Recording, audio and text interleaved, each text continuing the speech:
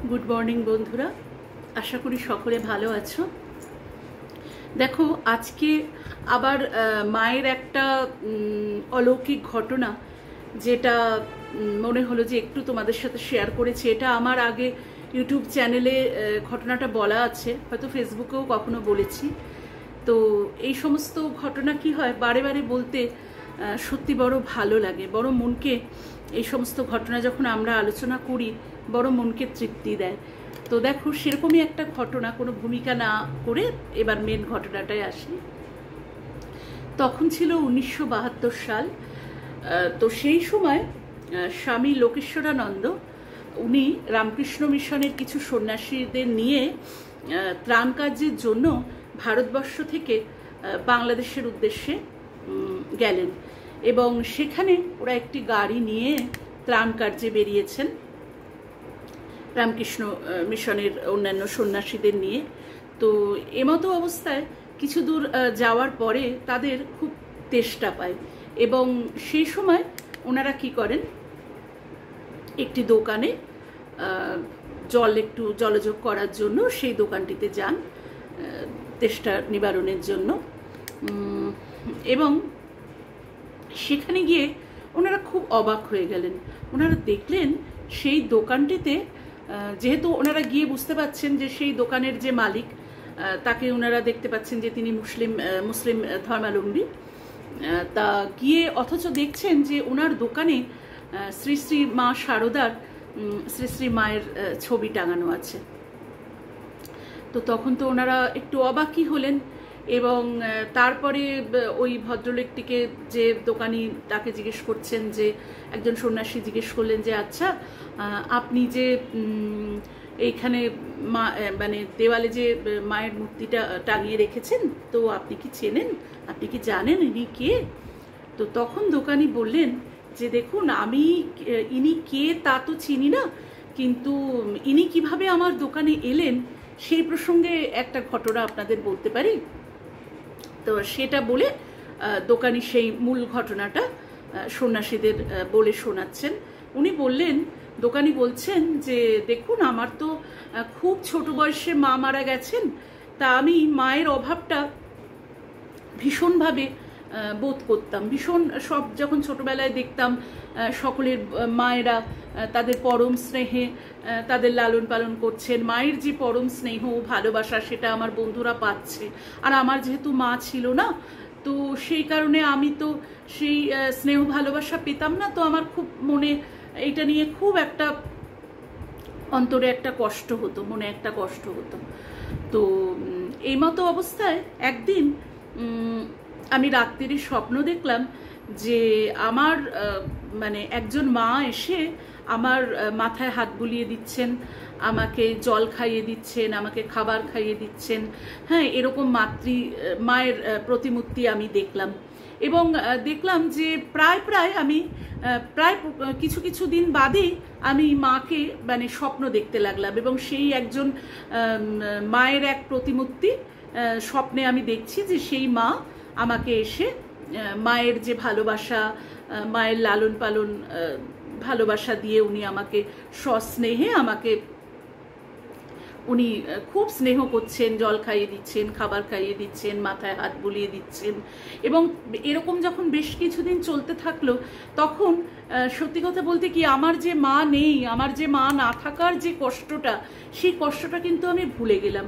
কেননা আমার সঙ্গে এই ঘটনাটা প্রায় কিছুদিন ছাড়াই প্রায় প্রতিনিয়তই আমার সাথে এরকম একটা ঘটনা ঘটতে থাকলো।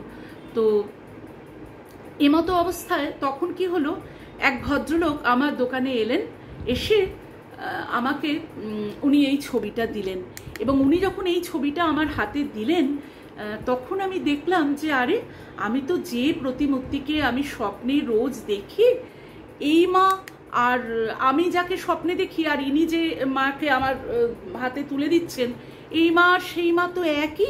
আমি যে স্বপ্নে যে প্রতিমূর্তিকে দেখি সেই মা আর এই মা তো মানে একই প্রতিমূর্তি, একই মূর্তি, একই মা। তো আমার তখন এত মানে কি বলবো, এত উনি বলছেন যে আমার এত ভালো লাগলো, আমার এত মনে আত্মতৃপ্তিতে মনটা ভরে গেল এবং আমি তখন এই মাকে আমার দোকানে টাঙিয়ে রাখলাম ছবিটা। সেই থেকে আমার ইনি আমার দোকানে আমি এনাকে রেখেছি, টাঙিয়ে রেখেছি। তো তখন তো সন্ন্যাসীদের আর বুঝতে কিছুই অসুবিধা হলো না যে কিভাবে মায়ের পরম স্নেহে, অর্থাৎ এই সন্তানটির যেহেতু মা নেই, এই ছেলেটির যেহেতু মা নেই, তাই মাই একদম পরম স্নেহে স্বপ্নে এসে মায়ের মতো মানে সমস্ত স্নেহ ভালোবাসা একদম উজাড় করে এই ছেলেটিকে দিচ্ছেন। তখন সন্ন্যাসীদের একটুও বুঝতে অসুবিধা হলো না, এ তো স্বয়ং মায়ের কৃপা, মায়ের কৃপা ছাড়া তো এই জিনিস সম্ভব না। এবং সন্ন্যাসীরা অত্যন্ত আশ্চর্য হলেন। তারপরে বললেন যে ইনি এরকম মা, তার সম্পর্কে দোকানিকে বললেন। তো দেখো বন্ধুরা, এগুলো তো কোনো মিথ্যা কথা নয়, এগুলো তো সন্ন্যাসীদের মানে ওনারা লিখে গেছেন এরকম, যে এইরকম ঘটনা, যে এরকম যে কত অলৌকিক ঘটনা আমাদের সাথে, হয়তো আমাদের ছোট ছোট মানে খুবই ক্ষুদ্র জীব, আমরা হয়তো বুঝে উঠতে পারি না এরকম অলৌকিক ঠাকুরের কত কৃপা আমাদের ওপরে। সবসময় সেটা অনুধাবন করা আমাদের হয়তো সম্ভব হয় না, কিন্তু এরকম ছোট ছোট অনেক অলৌকিক ঘটনা কিন্তু ঘটে, অনেক মানুষের সাথেই ঘটে। তা হয়তো সেই জন্যই মা বলেন না যে যারা এসেছে বা যারা আসেনি আর যারা আসবে, হ্যাঁ, তিনি বলছেন যে আমার সকল সন্তানদের জানিয়ে দিও আমার ভালোবাসার কথা, আমার আশীর্বাদ কিন্তু তোমাদের সকলের ওপরে আছে। তো এই যে মা কথাগুলো বলে গেছেন, বা যখন মা বলছেন যে রামকৃষ্ণদেবকে বলছেন যে আমার তো কোনো ছেলে পুলে নেই, আমাকে তো কেউ মা বলে ডাকার নেই, তখন যেমন ঠাকুর বলছেন যে এত লোক তোমায় মা বলে ডাকবে, তুমি মা ডাক শুনতে শুনতে তুমি অতিষ্ঠ হয়ে যাবে, তোমার এত সন্তান। আর মাও বলছেন যে তোমরা আমার সন্তান, তোমরা হয়তো সবসময় জপ ধ্যান করতে পারো না, তোমরা হয়তো সবসময় ঠাকুরকে স্মরণ করতে পারো না, তোমাদের সংসার আছে, তোমাদের সময় হয় না, কিন্তু তোমরা নিশ্চিন্তে আমার ওপর ভার দিয়ে তোমরা নিশ্চিন্তে থাকো, আমি তোমাদের হয়ে ঠাকুরের কাছে প্রার্থনা করব। এই যে মায়ের যে এই সমস্ত কথা, এগুলো সত্যিই মনকে বড় শান্তি দেয়। আমাদের যাদের মা নেই, আমরাও অনেক ছোট বয়সে মাকে হারিয়ে ফেলেছি, তো এই সমস্ত কথা সত্যি এত আত্মতৃপ্তিতে মনটা মানে কি বলবো, যে মনটা ভরে ওঠে। তখন মনে হয় সত্যি মানে আমাদেরও তো মা আছেন, মা তো ওপর থেকে আমাদের রক্ষা করছেন, যার জন্য মা বলছেন না যে যখন দুঃখ পাবে, আঘাত পাবে, ব্যথা পাবে, কষ্ট পাবে, তখন তোমরা জানবে কেউ না থাক তোমাদের একজন মা আছেন। এই যে মায়ের কি অপরিসীম স্নেহ, কি ভালোবাসা, এবং মা যতদিন এই ধরাধামে ছিলেন, মা তার স্নেহ ভালোবাসা দিয়ে তার সমস্ত সন্তানদের কিন্তু তিনি এমনইভাবে আগলে রাখতেন। যারা তার আশীর্বাদ পেয়েছেন, আশীর্বাদে ধন্য হয়েছেন, সেই সময় যারা জন্মেছেন, তাদের তো লেখায় বিভিন্ন বইতে তারা বিভিন্ন জায়গায় বিভিন্ন গল্প মানে বিভিন্ন কথাতে তারা এই কথা বলে গেছেন। আমরা তো না হয় আজকে না হয় আমাদের এই কথাগুলো শুনে মনে হয় যে গল্প কথা নাকি, কিন্তু আসলে তো এগুলো গল্প কথা নয়, এগুলো তো সত্যি এবং সাংঘাতিকভাবেই এগুলোর মানে ঈশ্বরের অস্তিত্ব প্রমাণ করে দিয়ে যায়। যারা বলেন যে ঈশ্বর নেই, তাহলে এই যে শ্রীরামকৃষ্ণদেব, মা শারদা বা আরও যে সমস্ত লৌকিক যারা মানে এইসব সাধু সন্ন্যাসী যারা বা আমাদের মহাপুরুষেরা জন্মগ্রহণ করেছেন, বিবেকানন্দ, লোকনাথ বাবা, কত জনের কথা বলবো, আমার নিজের গুরুদেব রাম ঠাকুর, এরকম আরও যারা দীক্ষা নিয়েছেন, তো তারা তো সকলেই এরকম মহাপুরুষ, এবং তারা তো এই ধরাধামেই জন্মগ্রহণ করে তাদের লীলা দেখিয়েছেন, এবং আমরা এ সমস্ত এখন আমরা বইতে পড়ছি বা বিভিন্ন জায়গায় লেখা আছে, সেগুলো আমরা আজকে পড়ছি। তো এইটাই আর কি, যে ঈশ্বর সবসময় বলা হয় বন্ধুরা যে দৈব কিন্তু তার সাথেই ঘটে যে দৈবে বিশ্বাস করে। তো সেই জন্য কিন্তু আমাদের বিশ্বাস করতে হবে, ঈশ্বরকে সম্পূর্ণরূপে বিশ্বাস করতে হবে। যেমন রামকৃষ্ণদেব বলছেন যে ওরে ব্যাকুল হয়ে ডাক, হ্যাঁ, যেরকম মা যখন সন্তানের, যখন ছোট সন্তান সে যখন শিশু অবস্থায় থাকে এবং তার যখন মানে খিদে পায়, সে তখন রামকৃষ্ণদেব বলছেন সে তখন ব্যাকুল হয়ে কাঁদে, সে তখন জানে আমি কাঁদছি, আমাকে তো আমার মা খেতে দেবে, মানে তার মধ্যে কিন্তু কোনো রকম অবিশ্বাস, কোনো রকম সন্দেহের অবকাশ থাকে না, ব্যাকুল হয়ে শিশু মাকে ডাকে। তেমনি আমাদেরকেও উনি বলছেন ওরে ব্যাকুল হয়ে মাকে ডাক, যেমন বিবেকানন্দকে একসময় উনি বলেছিলেন, যা তোর যা অভিযোগ, তোর যা কষ্ট, তোর যা যা তুই চাইতে মানে চাইবার তোর ইচ্ছা হচ্ছে, যা যা মা ভবতারিণীকে গিয়ে বল। এ সম্পর্কে আমার আগে একটা ভিডিওতে আছে, যারা দেখুনি তারা দেখে নিতে পারো সেই ভিডিওটা। সেখানে খুব সুন্দর বিবেকানন্দকে রামকৃষ্ণদেব বলছেন যে যা মা ভবতারিণীর কাছে গিয়ে তুই যা, তুই প্রার্থনা কর, তুই চা, তোর যা দরকার তুই তা চা। তো সেটাই শ্রীরামকৃষ্ণদেবও বলে গেছেন যে ওরে ব্যাকুল হয়ে ডাকতে হবে মাকে।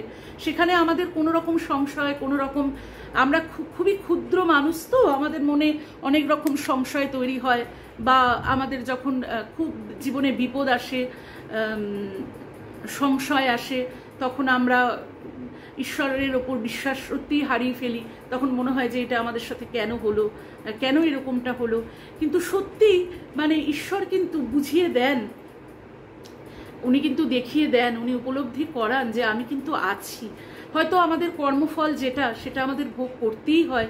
সেই কর্মফল থেকে কিন্তু আমাদের পালাবার কোনো পথ নেই। যেমন মা শারদা বারবার কথা বলে গেছেন যে দেখো মা, কর্মফল তো তোমাদের ভোগ করতেই হবে, কিন্তু তোমরা যদি ঈশ্বরের শরণাপন্ন হয়ে থাকো, তাকে যদি তোমরা ধরে থাকো, তাহলে কিন্তু সেই কর্মফল তো তোমাদের ভোগ করতে হবে, এ কথা ঠিকই, কিন্তু তবু সেটার পরিমাণ অনেক কম হবে।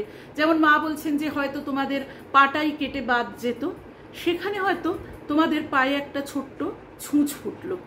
তো ঈশ্বরকে ধরে থাকলে এইখানেই বলছেন, মা বলছেন, এটাই ডিফারেন্স হয়ে যায়। কিন্তু কর্মফল যেটা আমরা করে এসেছি সেটা তো আমাদের ভোগ করতেই হবে। তো এই আর কি, মনে হলো যে এত সুন্দর কথাটা, এগুলো বারে বারে বলতেই ভালো লাগে। আগেও আমি এই কথা বললাম যে আমি ইউটিউবেও ভিডিও আমার দেওয়া আছে বা ফেসবুকেও আছে, কিন্তু তবুও এই কথাগুলো যতই বন্ধুরা তোমাদের সাথে শেয়ার করি বা নিজে আবার বারে বারে আমার এগুলো পড়তে ভীষণ ভালো লাগে। তো আমি চেষ্টা করি এরকম বিভিন্ন এই ঈশ্বর তত্ত্ব তো পড়তে ভীষণই ভালো লাগে, এগুলো পড়ি আর মনে হয় যে একটু ছোট্ট করে গল্প করতে করতে তোমাদের সাথেও সেই কথাগুলো একটু শেয়ার করে যাই। যারা জানে না বা যারা পড়েছো, অনেকেই পড়েছো, কিন্তু যাদের এখনো হয়তো অনেক ঘটনা, সব ঘটনা তো সকলের পক্ষে পড়া হয়ে ওঠে না, যেরকম আমিও অনেক ঘটনা জানি না, কিন্তু যখনই আমি এই ধরনের ঘটনাগুলো কোথাও পাই, আমার ভীষণ মানে আমি চেষ্টা করি মনে রাখতে, এবং এই মনে রাখার এবং তোমাদের সাথে শেয়ার করি।